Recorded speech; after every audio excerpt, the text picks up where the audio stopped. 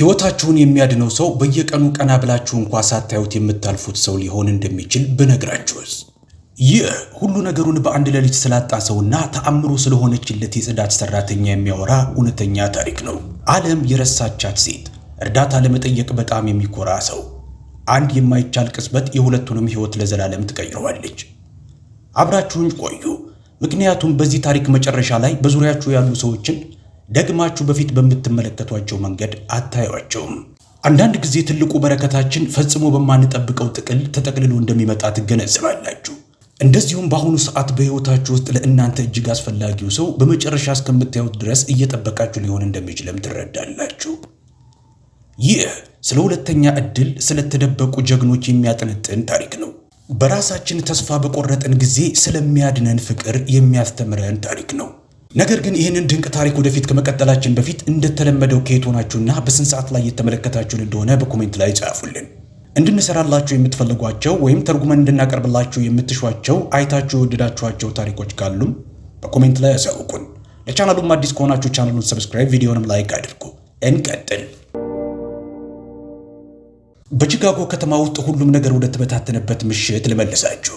አንዳንድ ጊዜ ሕይወት ፍጹም ባልጠበቅነው ሰዓት ትሁት የምታደርግብን ጊዜ አለ።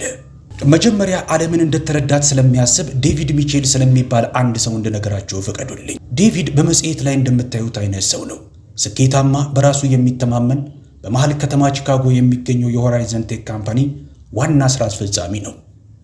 ይህንን ኩባንያ ከምንም አንስቶ ነው የገነባው። ለ12 ዓመታት ቀንና ማታ ሰርቷል። ለሕልሙ ሁሉንም ነገር መስዋዕት አድርጓል። ቢሮውም የሚገኘው በ40ኛው ወለል ላይ ሲሆን የቢሮውም መስኮት ከበታቹ ያለውን መላውን ከተማ የማብራቶችና የአማራጮች ባህር የሆኑ ይመስል ተንሰራፍተው ማሳየት የሚችል ትልቅ መስኮት አለው። ግን በዛሬው ልዩ ምሽት እነዚህ ማብራቶች እያፌዙበት ነበር የመሰለው። ነገሩ የጀመረው 3 ሰዓት ላይ ነበር።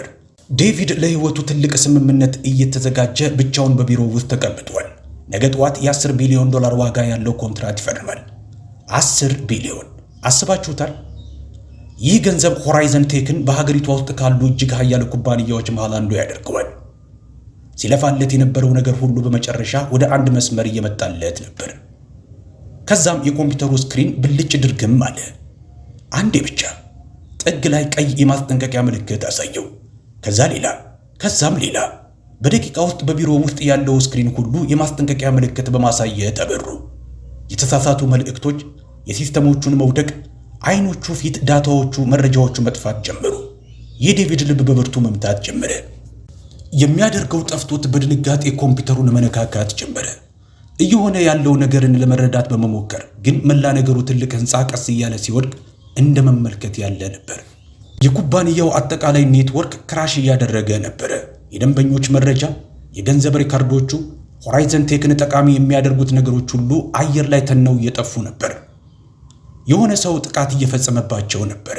መላው የደህንነት ቡድኑ ሊያስቆመው ያልቻለ ከባድ የሳይበር ጥቃት ደርሶበት ነበር። ዴቪድ ስልኩን አንስቶ ለቴክኖሎጂ ክፍል ኃላፊው ደወለ። መልስ የለም። ለደህንነት ክፍል ኃላፊው ደወለ። ወደ መልእክት መቀበያ መራው። ሁሉም ሰው ስለመሸ ወደ ቤቱ ሄዷል። ኩባንያቸው እየሞተ መሆኑን ምንም የሚያውቁት ነገር የለም። ዴስኩን በጡጫ ነረተው። ድምፁም ማቃተት ጀመረ። ይሄ ሊሆን አይችልም ሲል ለራሱ አንሾካሾከ። አሁን አይደረግም፣ እንዲህ ተቃርቤማ አይሆንም። ከመስኮቱ ውጭ ቺካጎ በማብራት ብርሃን አሸብርቃና በሥራ ጥድፊያ ተሞልታ ነበር። ሰዎች እራት እየተመገቡ ፊልም እያዩና ሕይወታቸውን እየኖሩ ነው። በ40ኛው ፎቅ ላይ ያለው ሰው አጠቃላይ ዓለሙ እየፈረሰ መሆኑን የሚያውቁት ነገር የለም። ከተማው ምንድን ታለው ሲል ዴቪድ ለራሱ በምሬት አንሾካሾከ። አሸነፍ ካላሸነፍክ እሱ እንደሆነ ወደፊት ይቀጥላል። ከሰዓታት በፊት ነበረ የሥራ ቡድኖቹን ወደ ቤት የላካቸው። አይናቸው ላይ ያለውን ፍርሃት የመመልከት አቅም አይኖረውም ነበር። አሁን ግን አንድ ሰው ማንም ቢሆን አብሮኝ በኖረ ሲል ተመኘ። በዛ ግዙፍ ቢሮ ውስጥ ያለው ዝምታ አፍኖ የሚገድል ይመስላል። እሱና ሁሉንም ነገር ሊያጣ መቃረቡን የሚያሳየው ስክሪን ብቻ ናቸው ያሉት። በዚህ ጊዜ ነበር ኮሪደሩ ላይ የእግር ኮቴ የሰማው። ዝግ ያለና የተረጋጋ የእግር ኮቴ።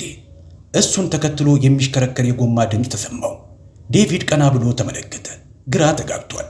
በዚህ ሰዓት ማን እዚህ ሊኖር ይችላል? አንዲት ሴት የጽዳት ጋሪ እየገፋች በበሩ ጋር ታየች። ቀለል ያለ ግራጫ ዩኒፎርም ለብሳለች። ጥቁር ፀጉሯ ወደ ኋላው ተሰብስቦ ታስሯል። በ30ዎቹ አጋማሽ የዕድሜ ክልል ውስጥ ናት። በጨለማ ውስጥ ብቻውን ተቀምጦ ባየችው ጊዜ ደግ አይኖቿ በመደነቅ ተበለጠጡ። ዙሪያውን በቀይ ስክሪኖች ተከቧል። ኦ ይቅርታ ጌታዬ አለች በእርጋታ። ድምጿ የመረጋጋት ለዛ ይነበብበታል። ሰው ያለ አልመሰለኝም ነበረ። በኋላ ተመልሼ መምጣት እችላለሁ። ዴቪድ የምሬት ሳቅ ሳቀ። አትጨነቂለት፣ ሕይወቴ በትንትኑ ሲወጣ ከምመለከተው ከኔ ውጭ ምንም ነገር አልረበሽም። ሴቲቱ በሩ ላይ ቆማ አመነታች። ተመለከተችው። ከዛም ከኋላው ያለውን ስክሪን ተመለከተች።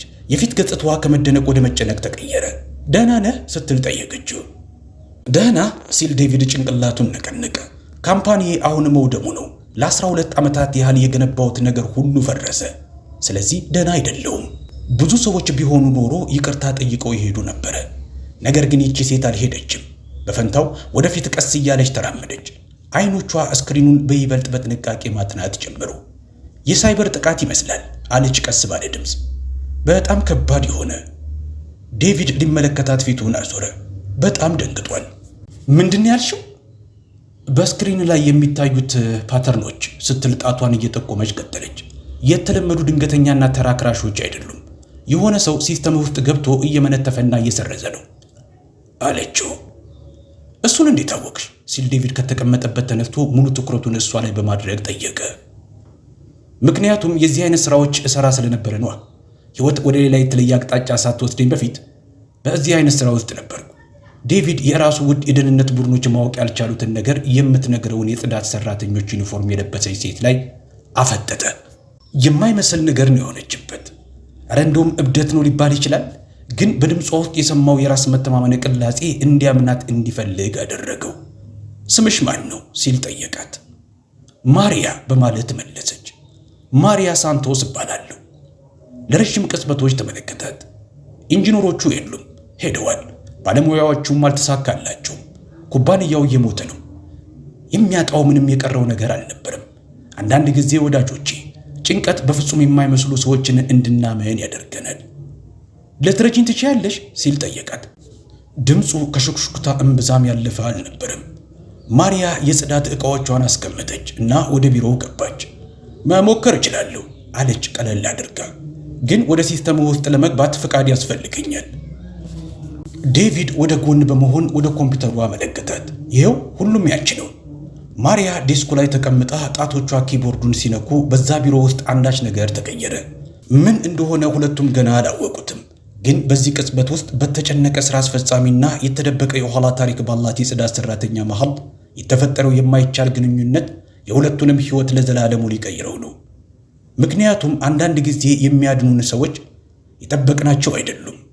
ዝቅ አድርገን ስንመለከታቸው የነበሩት ይሆናሉ። ዴቪድ ገና ያላወቀውን ነገር ስለ ማሪያ ሳንቶስ እንድነግራቸው ፍቀዱልኝ።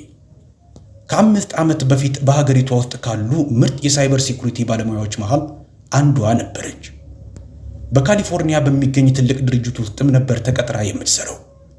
ባንኮችንና ኮርፖሬሽኖችን ከሃከሮች የመጠበቅ ሥራ ነበር ስራዋ። ጎበዝ፣ የተከበረችና በስራዋም ከፍ እያለች ነበረ። ከዛም ባሏ ታመመ። ካንሰር ከፍተኛ ደረጃ ላይ የደረሰ። ማሪያ ባሏን ለመንከባከብ ሁሉንም ነገር ጥላ ወደ ቺካጎ ተመለሰች። የምታፈቅረው ሰው እየተነነ ሲጠፋ እየተመለከተች 2 ዓመታቶችን አሳለፈች።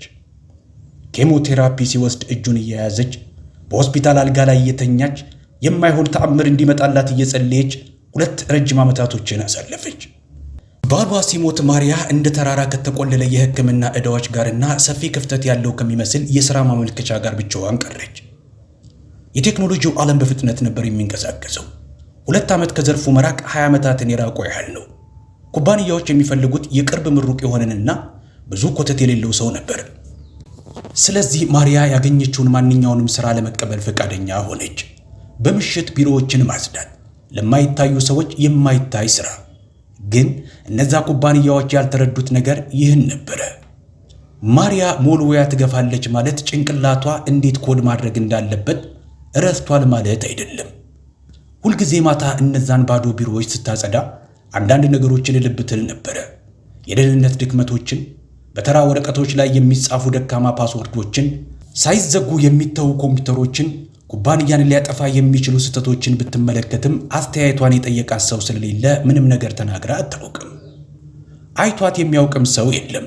እስከናካቴው እስከ ዛሬ ማታ ድረስ ዴቪድ ሚቼል ተጨንቆና ብቻውን ቀርቶ የእውነት እስከተመለከታትና እስካዳመጣት ድረስ አይቷት የሚያውቅ አንድ ሰው አልነበረም። አሁን ማሪያ በኮምፒውተሩ ፊት ተቀምጣለች። ጣቶቿም ይህንን ስራ ትተው እንደማያውቁ ሁሉ በኪቦርዶቹ ላይ ያለማቋረጥ ይተይባሉ። የኮድ መስመሮች ስክሪኑን ሲሞሉት ዴቪድ በአግራሞት አፍጥጦ ተመለከተ። ፍጹም በሆነ በራስ መተማመን ስሜት ሲስተሙ ውስጥ ገብታ ቀዘፈች። የባካፕ ሰርቨርህ አለች ቀና ብላ ሳትመለከት። ከዋናው ኔትወርክ ጋር የተገናኘ ነው? አይደሉም ሲል ዴቪድ መለሰ። ፍጹም የተለያዩ ናቸው።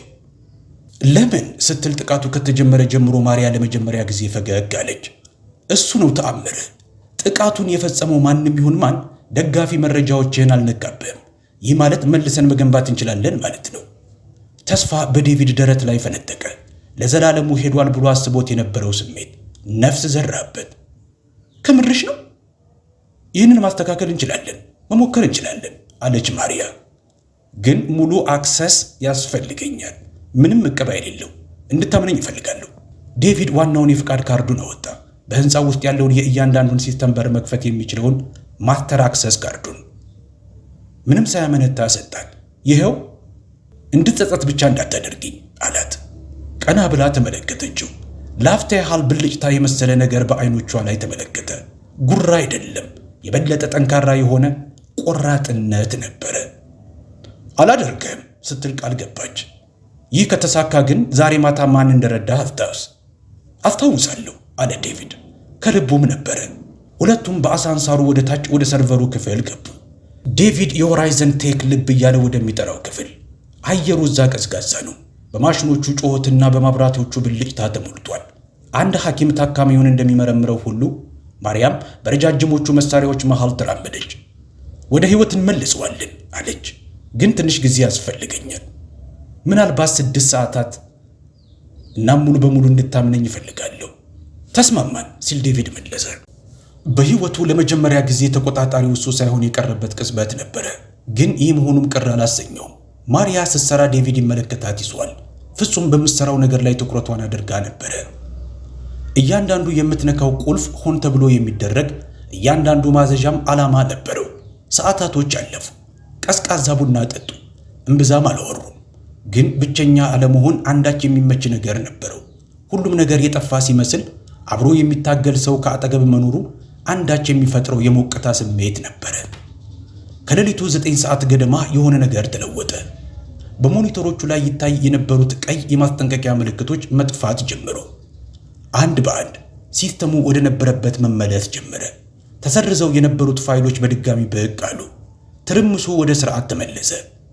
ቆይ አለ ዴቪድ ማመን እየፈራ። ይሄ የእውነት እየሆነ ነው? ማሪያ ደገፍ ብላ ተቀመጠች። በፊቷ ላይ የእርካታና የድካም ስሜት ተቀላቅለው ይነበባሉ። ካምፓኒህ በድጋሚ እየተነፈሰ ነው ሚስተር ሚቼል። ተስፋ ላለመቁረጥ እምቢ የሚል ሰው ብቻ ነበር የሚፈልገው አለችው። ዴቪድ እንባው አይኑን ሲቆጠቁጠው ተሰማው። አላለቀሰም፣ አልቅሶ አያውቅም።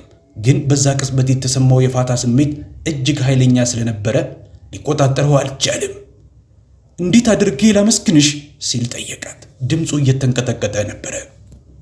አታመስግነኝ አለች ማሪያ ለስለስ ባለ የድምፅ ቅላጼ። ይህንን ስሜት ብቻ አስታውሰው። ምናልባት ከኮምፒውተር ውጭ ያለን የተሰበረ ነገር ልትጠግን ትችላለህ።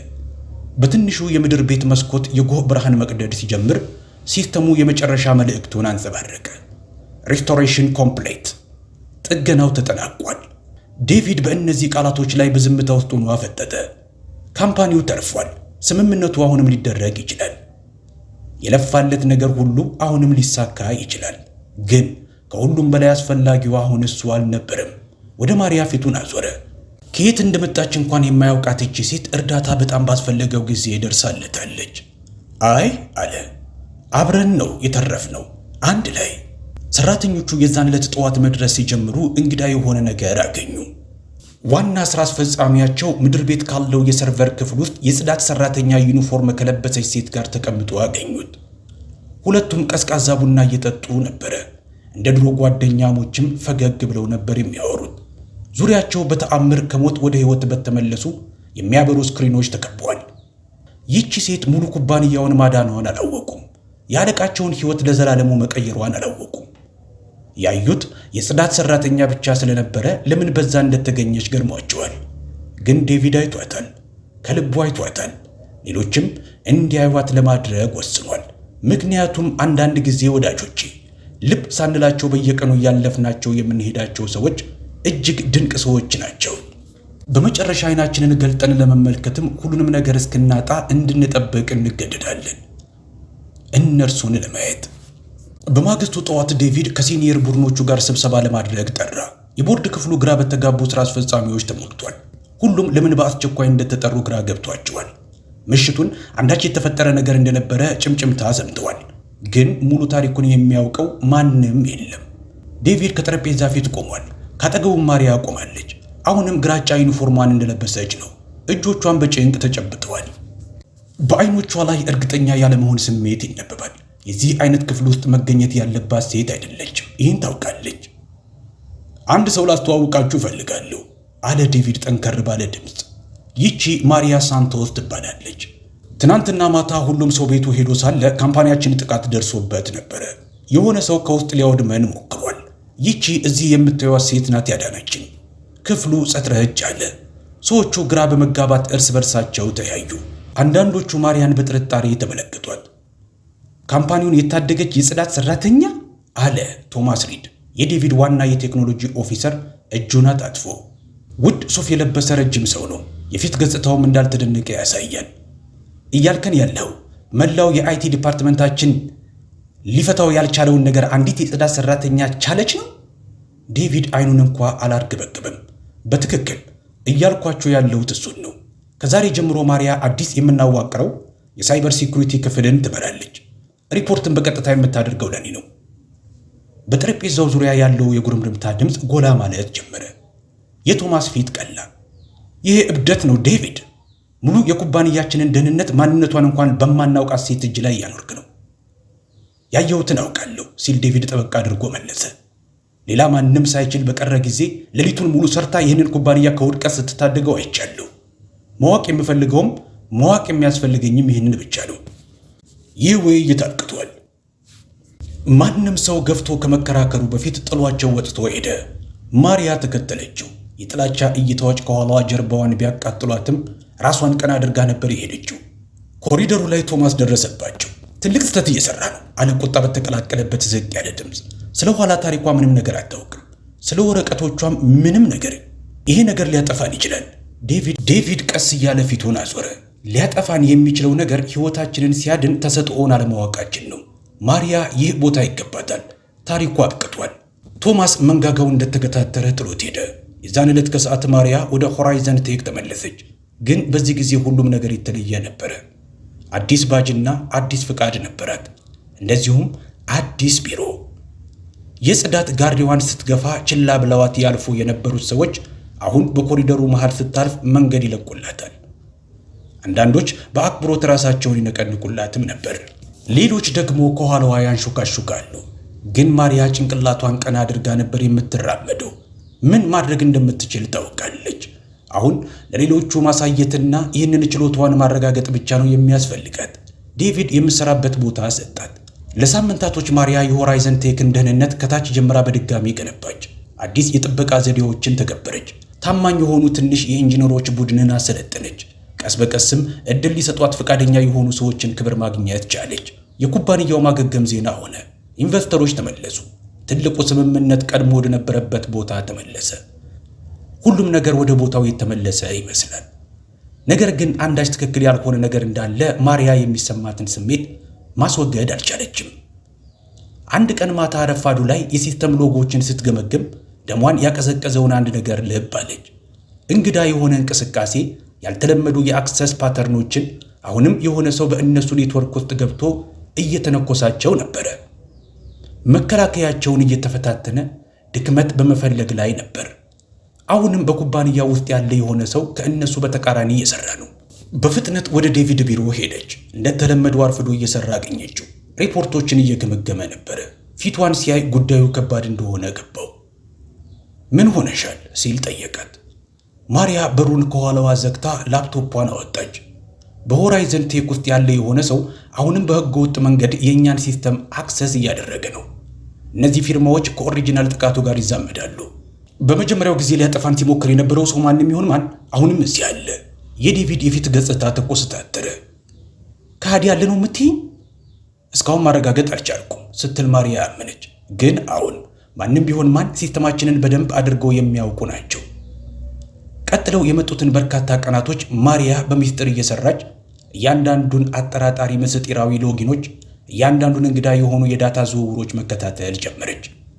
ከጀርባ ያለውን ሰው ሳያሳውቅ እያንዳንዱን እንቅስቃሴውን የሚከታተል መቆጣጠሪያ ሲስተም ዘረጋች። እምብዛም አትተኛም፣ እምብዛምም አትበላም።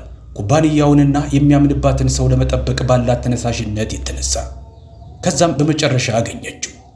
አክሰስ ሎጎች ውስጥ ያሉት ፓተርኖች ከአስተዳደር አካውንቱ በምሽት ወደ ሲስተም ውስጥ ተገብቶ የነበረውን እንቅስቃሴ፣ የተሰረዙ ፋይሎች፣ ለውጭ ሰርቨሮች የተላኩ ኢንክሪፕት የተደረጉ መልእክቶች፣ ከተጠቃሚው ሰው ጋር ጊዜውን ስታዛምድ እየደጋገመ የመጣላት የአንድ ሰው ስም ነበረ። ቶማስ ሪድ። ከመጀመሪያው ጀምሮ የእርሷን መኖር ሲጠይቅ የነበረው ሰው፣ የሥራ እድገት በማግኘቷ የተናደደ ይመስል የነበረው ሰው፣ ለመጀመሪያ ጥቃቱ በር የከፈተው እርሱ ነበረ። ከውስጥ ያለው ጠላት እሱ ነበር። ማሪያ ወንበሯ ላይ ደገፍ ብላ ተቀመጠች። ልቧ በብርቱ እየመታ ነው። ቶማስ እንዳልወደዳት ጠርጥራለች። ግን ይህ ባላሰበችው ደረጃ የተፈጸመ ክህደት ነው። ሁሉንም መረጃ ሰብስባ ደህንነቱ የተጠበቀ ድራይቭ ውስጥ አስገባች። ከዛም ቀጥ ብላ ወደ ዴቪድ ቢሮ አመራች። መሽቶ ነበረ። ብዙዎቹ ሰዎችም ወደ ቤታቸው ሄደዋል። ቢሮው ጸጥ ረጭ ብሏል።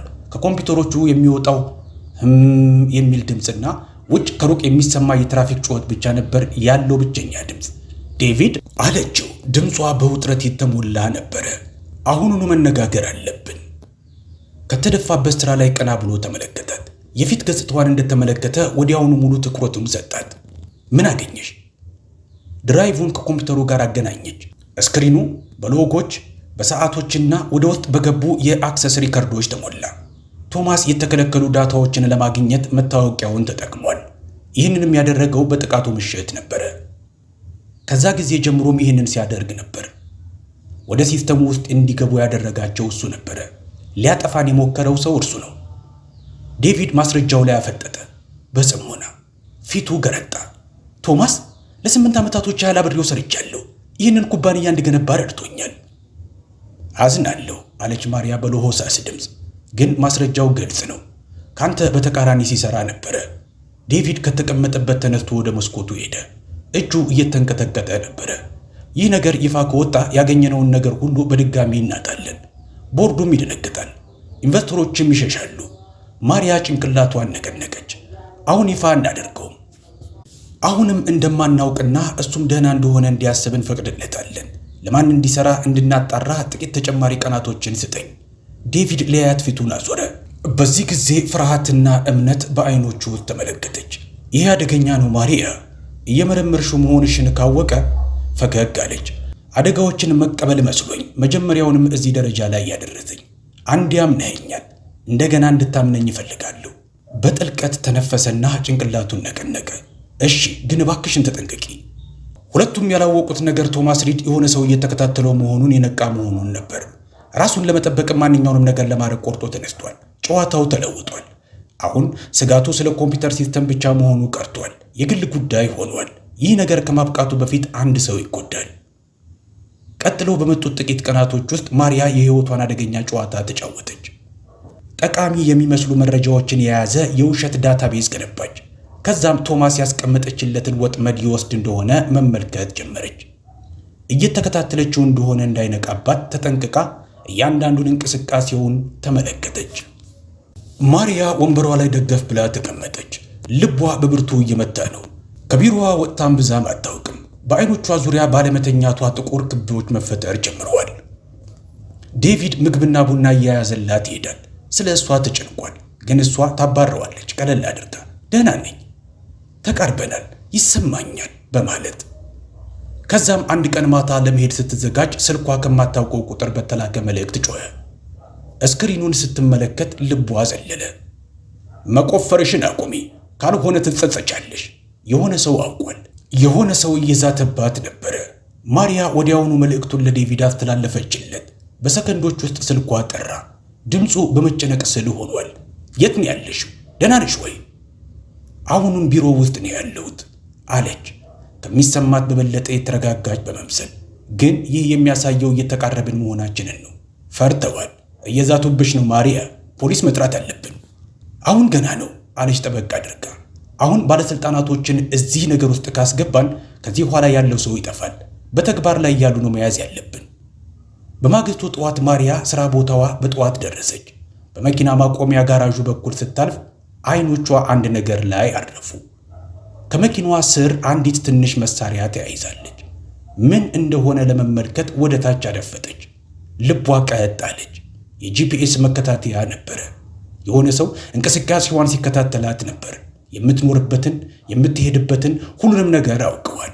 ቀስ አድርጋ ካስወገደችው በኋላ ወደ ዴቪድ ቢሮ ቀጥታ ይዛው ሄደች። አየው። እንዳየውም ፊቱ አመድ መሰለ። ይሄ ነገር ብዙ ሄደ። እነዚህ ሰዎች የምትኖሪበትን ቦታ ያውቃሉ ማለት ጨንቋቸዋል ማለት ነው በማለት ማሪያ መለሰችለት። ይህንን እንጠቀምበት። የዛን ዕለት ማታ ወጥመድ ጣሉ። ማሪያ በውሸት የፋይናንስ ዳታዎች ላይ የምትሰራ በማስመሰል በዴስኳ ላይ በተቀመጠ ፋይል ላይ አድፍጣ ሳለች ዴቪድ ወደ ውጭ በመስኮት እየተመለከተ ቆመ። 5 ሰዓት ተኩል ሲል የደህንነት ካሜራው ብልጭ ድርግም ብሎ ለአፍታ ያህል ጨለመ። የሆነ ሰው እንዳይሰሩ አድርጓቸው ነበረ። ከዛም ቶማስ ሪድ ወደ ማሪያ ቢሮ ገባ። ምንም እንዳልተፈጠረ ለማስመሰል ቢሞክርም ግን እሷ ውጥረቱን በትከሻው ላይ አንብባለች። ማሪያ አላት፣ ድምፁ ተግባቢ ይመስላል። አሁንም አርፍደሽ እየሰራሽ ነው? ራስሽን አድክመሽ እንዳትገድይ። እየጨረስኩ ነው ስትል መለሰችለት፣ ፊቷን ሳታዞር። ምን እግር ጣለ? ኦ ቢሮ ውስጥ አንድ ነገር ረስቼ ነው። የቢሮሽ መብራቱን አየሁና መጣው። ቀረባት። አይኖቹ ኮምፒውተር ስክሪኗ ላይ ተተክሏል። ትልቅ አሻራ እየፈጠርሽ ነው። የእውነት በዚህ የዴቪድ አዲስ ተወዳጅ ሆነሻል። ስራዬን ብቻ ነው የምሰራው አለች ማሪያ ተረጋግታ። ስራሽን ሲል ቶማስ ደገመ። አሁን ድምፁ ላይ አሽሙር ነበረ። ይገርማል። ስራሽ ከአንቺ በፊት እዚህ የነበሩ ሰዎችን መመርመር መሆኑ። ወደ ኮምፒውተሩ አቀረበ። በዚህ ጊዜ ነበር ዴቪድ ከጥላው ውስጥ ወጥቶ ማብራቱን ያበራው። አብቅቷል ቶማስ። ቶማስ ባለበት ቀዝቅዞ ቆመ። አይኖቹ በሁለቱ መሃል ተፈራረቁ። ማሪያ ምን ያህል እንዳወቁ ለማወቅ እያሰላ መሆኑን ገብቷታል። እዚህ እየተከናወነ ያለውን ነገር የተረዳችሁ ይመስላችኋል? አለ ቶማስ ድምፁ ወደ ምሬት እየተቀየረ። ምንም የምታውቀው ነገር የለም። ሆራይዘን ቴክ ከዓመታት በፊት ስምምነት ያደረጋቸው ሰዎች ገንዘብ እስከሰሩ ድረስ መቃጠል ምንም የማይመስላቸው ናቸው። መጥፎ ሰውን አይደለሁም። እኔ የተያዝኩት ብቻ ነኝ። የምትሰራው ለታይታን ሲስተም ነው አለች ማሪያ የፊት ገጽታውን እየተከታተለች። ከውስጥ እኛን እንድታጠፋን ይከፍለዋል፣ በኋላ በርካሽ እኛን መግዛት እንዲችሉ። የቶማስ ዝምታ ሁሉንም ነገር ነገራቸው። ለምን ሲል ዴቪድ ጠየቀ። በድምፁ ላይ ያለውን ስቃይ ልብ ማለት ይቻላል። አምኜህ ነበረ። ይህንን ኩባንያ አብረን የገነባ ነው። ቶማስ ሳቀ፣ ግን ባዶ ድምፅ ያለው ሳቅ ነበረ። ይህንን ኩባንያ የገነባኸው አንተ ነህ ዴቪድ። እኔ ሰራተኛ ብቻ ነኝ። እኔ ደሞዝ ስቆጥር አንተ ሀብታም ሆንክ። ታይታኖች $2 ሚሊዮን ደሞዝና የምክትል ፕሬዝዳንትነት ቦታ አቅርበውልኛል። አንተ ብትሆን ምን ታደርግ ነበረ? በቅንነት የጸና ነበረ አለ ዴቪድ። ቅንነት የሕክምና ወጪዎችን አይከፍልም ሲል ቶማስ መልሶ ጮኸ። ልጆችን ወደ ኮሌጅ አያስገባም። አንተ መርሆችን መግዛት ትችላለህ ዴቪድ፣ እኔ ግን አልችልም። ማሪያ ትንሽ የሐዘኔታ ስሜት ተሰማት። የሰራው ነገር እንዳለ ሆኖ የገንዘብ ችግርን ከማንም ሰው በተሻለ ትረዳለች። መረዳት ግን ይቅር ከማለት ጋር አንድ አይደለም። ጠባቂዎች እየመጡ ነው አለ ዴቪድ። ይህንን ሁሉንም ነገር ለእነርሱ ማብራራት ትችላለህ። የቶማስ ፊት ተቀየረ። ለአፍታ ያህል የደነገጠ ይመስላል። ከዛም ዴቪድን ገፍቶ ወደ በሩ ሮጠ። ዴቪድ ተከትሎት ሮጠ፣ ግን ማሪያ ክንዱን ይዛ አስቀረችው። ሂድ፣ የሚያስፈልገንን መረጃ ሁሉ በእጃችን ይዘናል። ከዚህ የፈለገውን ያህል ቢሮጥ ማምለጥ አይችልም። ግን ቶማስ ሕንፃውን በደንብ ያውቀዋል። ደረጃው ጋር ደረሰና ተሰወረ። ጠባቂዎቹ በደረሱ ጊዜ አምልጦ ነበር። የደህንነት ካሜራዎቹ ምስሎች ሁሉ ተጠራርገዋል። ይህንን ነገር መረዳት ነበረብኝ ሲል ዴቪድ ተናደደ። ለ8 ዓመታት አብሬው ስሰራ ልብ ብዬ አላውቅም። ሰዎች በፈለጉ ጊዜ በመደበቅ የተካኑ ናቸው ስትል ማሪያ መለሰችለት። ግን እውነቱን አግኝተነዋል። ዋናው ነገር እሱ ነው። ላፕቶፑን ከፍታ ያገኘችውን ዱካ ለዴቪድ አሳየችው። የተላለፉ ገንዘቦች የተተረጎሙ መልእክቶች ከታይተን ሲስተም ጋር ስላላቸው ግንኙነቶች ሁሉንም ነገር ወደ እነርሱ ጋር ነበር የሚመራው። ይህ ከቶማስም በላይ የሆነ ትልቅ ነገር ነው አለች። ታይተን ሲስተም ሆራይዘን ቴክን ለመቆጣጠር ለዓመታት እየሞከረ ነበር። በኩባንያችን ውስጥ ሰዎችን እየከፈሉም ነበር። ምናልባትም ከኢንቨስተሮቻችን አንዳንዶቹን እንኳን ሳይቀር ሳይገዟቸው አይቀሩም። ከውስጥ ሊያፈርሱን ይፈልጋሉ። ዴቪድ በድካም እጁን በፀጉሩ ውስጥ አሳለፈ። እንግዲህ አሁን ምን እናደርጋለን? ማሪያ ላፕቶፑን ዘግታ ቀጥታ ወደ አይኖቹ ተመለከተች። ሁሉንም እናጋልጣቸዋለን፣ ግን በትክክል ከህግ አማካሪዎች ጋር ከማስረጃ ጋርና ሚዲያውን በጎናችን አድርገን። ይህ ሊያጠፋን ይችላል። ይህ ክስና የህዝብ ትኩረት ካገኘ ወይም ሊያድነን ይችላል ስትል ማሪያ መለሰች። እውነት በመጨረሻ ሁልጊዜ ያድናል። ውጭ የቺካጎ ሰማይ መስመር በጨለማ ውስጥ ይንጸባረቅ ነበር። በዚያ አንድ ቦታ ቶማስ ሪድ እየሸሸ ነበር። በሌላ ቦታ በታይተን ሲስተም ያሉ ሰዎች እንደሚመስላቸው አሸንፈዋል ብለው አስበዋል። ግን በዚህ ቢሮ ውስጥ በእጅግ አስከፊ ጊዜ የተገናኙ ሁለት ሰዎች ሁሉንም ሊያሳዩአቸው ቆርጠዋል። አንዳንድ ጊዜ ወዳጆቼ፣ እውነት ክፉ ሰዎችን ማጋለጥ ብቻ አይደለም። ሁሉም ነገር በአደጋ ላይ ሲሆን እኛ በእውነት ከምን እንደተሰራን ለዓለም ማሳየት ነው። ቀጣዩ 2 ሳምንታት ዴቪድ በሕይወቱ ውስጥ ከሁሉም የበለጠ ከባዱ ነበር። ከጥቃቱ ሌሊት እንኳ የበለጠ ከባድ ነበር። ማሪያ ያላቸውን ሁሉንም ማስረጃ ሰብስባ ለዴቪድ ጠበቆች ሰጠች። በአንድነት ከቶማስ ሪድ ብቻ ሳይሆን በታይተን ሲስተም ላይ ለኮርፖሬት ስለላና ለተሞከረ ጠላታዊ መቆጣጠር ክስ ገነቡ። ዴቪድ ምርጫ ማድረግ ነበረበት። ሁሉንም ዝም አድርጎ ሊቆይ ይችላል። የሆራይዘን ቴክን ስም ሊጠብቅ ይችላል እና ስለ ክህደቱ ማንም እንዳያውቅ ተስፋ ሊያደርግ ይችላል። ወይም እውነቱን በይፋ ሊያቀርብና ሁሉንም አደጋ ላይ ሊጥል። ውሳኔ ከመወሰናቸው በፊት ያለው ሌሊት ማሪያ ከእሱ ጋር ተቀመጠች። ምንም ምርጫ ብትመርጥ አለች ረጋ ብላ፣ ከአንተ ጋር ነኝ፣ ግን የማምነውን እነግርሃለሁ። እውነት ለጥቂት ጊዜ ሊያሳዝን ይችላል፣ ሐሰት ግን ለዘላለም ያቃጥላል። ዴቪድ በአጋጣሚ ወደ ሕይወቱ የገባችውን ኩባንያውን ያዳነችውን በዓለም ውስጥ ከሁሉ በላይ አስፈላጊ የሆነችውን ሴት ተመለከተ። ትክክል ነሽ፣ እውነቱን እንናገራለን አለ። በማግስቱ የጋዜጠኞች ጉባኤ ጠሩ። የቦርድ ክፍሉ በሪፖርተሮች በካሜራዎችና በብርሃን ብልጭታ ተሞላ። ዴቪድ በመድረኩ ላይ ቆመ። ማሪያ ከእሱ ጎን ነበረች እና ታሪኩን ሙሉ በሙሉ ተናገረ። ጥቃቱን፣ ክህደቱን፣ የቶማስ ሪድ ተሳትፎን፣ የታይተን ሲስተም ሴራን ሳይቀር አጋለጠ። ሚዲያው ፈነዳ።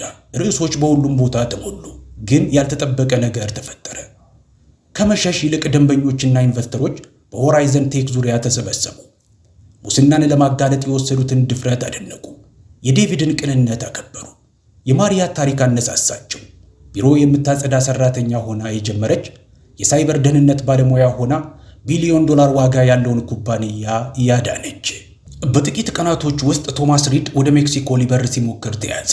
ሁሉንም አምኖም ተናዘዘ። በታይተን ሲስተምስ ላይ ፌዴራል ምርመራ ለመጀመር በቂ ማስረጃም ሰጠ። አስፈጻሚዎቻቸው አንድ በአንድ ታሰሩ። ሆራይዘን ቴክ አልተረፈም፣ ተበራታ። የኩባንያው ዋጋ በእጥፍ ጨመረ። አዲስ ደንበኞች በብዛት መጡ። የዴቪድ ትልቅ ስምምነትም ከዚህ በላይ ተሳካ። ነገር ግን ከሁሉ በላይ አስፈላጊ ለውጦች ማንም ያላየው ጸጥ ባሉ ጊዜያት የተከሰቱት ናቸው።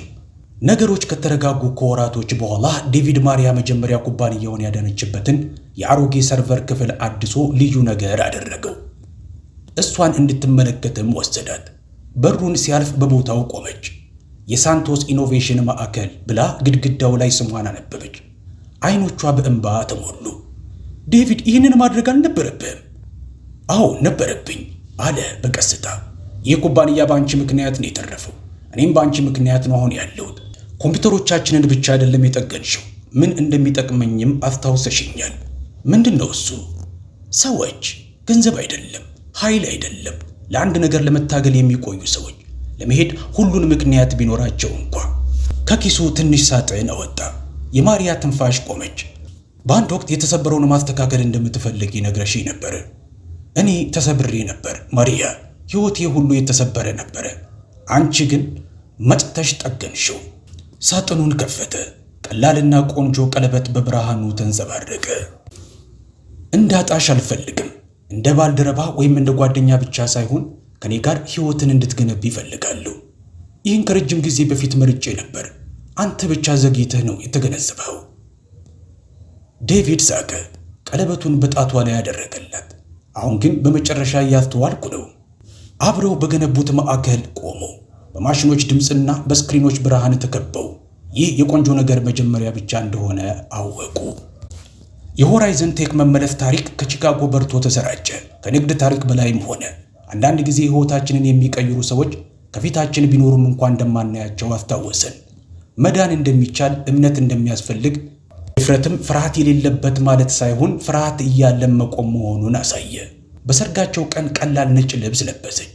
ዴቪድም ሱፍ ለበሰ። በትንሽ ቤተ ክርስቲያን ውስጥ ከቅርብ ጓደኞቻቸውና ቤተሰቦቻቸው ጋር ቆሙ። እኔን በማንም ሳልታይ አየኸኝ፣ ምክንያት ሳይኖርህ አመናኸኝ፣ ዓለም ሲረሳኝ ሁለተኛ ዕድል ሰጠኝ። ያ ነው ሁሉን የሚቀይር ፍቅር አለችው። ዴቪድ እጆቿን ጨበጠ። ተአምራት የሚከሰቱ ነገሮች አይደሉም፣ እኛን መተው የማይፈልጉ ሰዎች ናቸው። አንቺ ለእኔ ተአምሬ ነሽ ማሪያ። እጅ በእጅ ተያይዘው ከቤተ ክርስቲያኑ ወጡ። ፀሐይ በቺካጎ ላይ ትጠልቅ ነበር። የዴቪድን ዝቅተኛ ጊዜ ያየችው ከተማ አሁን ታላቁን ደስታውን እያየች ነበር። ይህ ታሪክ ስለ ኮምፒውተሮች ወይም ስለ ኩባንያዎች አይደለም። ሁለት ሰዎች በመጨረሻው ጫፍ ላይ ሲገናኙ ከእነሱ ብቻ በላይ የሚበልጥ ነገር እንደሚገነቡ ስለሚያውቁበት ጊዜ ነው። ነገ ከዛሬ ይሻላል ብሎ ማመን ነው። ዛሬ ቢከብድም። ተአምሩ ቴክኖሎጂ አይደለም፣ ገንዘብ አይደለም፣ ስኬትም አይደለም።